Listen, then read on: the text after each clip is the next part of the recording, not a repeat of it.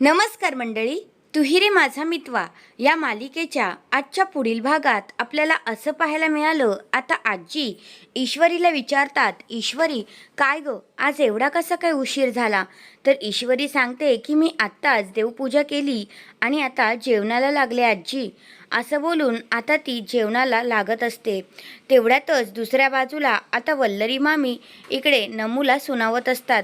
म्हणत असतात, बघितलंस ना, तू सकाळपासून काम करत होतीस, त्याचं कुणाला कौतुक आहे का? आणि ती आत्ता येऊन काय काम करायला लागली, तिचं किती कौतुक होतंय. तेवढ्यातच आता नम्रताच्या पण डोक्यावर ना पाणी गेलेलं असतं.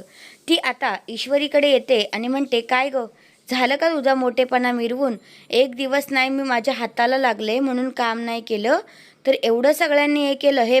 हे बघा माझा हात भाजलाय, अशी ती सगळ्यांना सांगायला लागते. तेवढ्यातच ईश्वरी म्हणते, बघू नमुताई, कुठे हात भाजला? तर लगेच नम्रता हात झिरकाडते आणि म्हणते, शांत बस, तुझी ही नाटकं आहेत ना तुझ्याकडंच ठेव, ती मला नको करून दाखवूस. असं नम्रता आता ईश्वरीला बोलते, पण सगळ्यांसमोर बोलते आणि म्हणते की तुला आहे ना इथे घरात जाऊ नको होती, तर कामवाली बाई हवी होती आणि ती माझ्या स्वरूपात इथे आली आहे. असं नम्रता आता ईश्वरीला बोलत असते.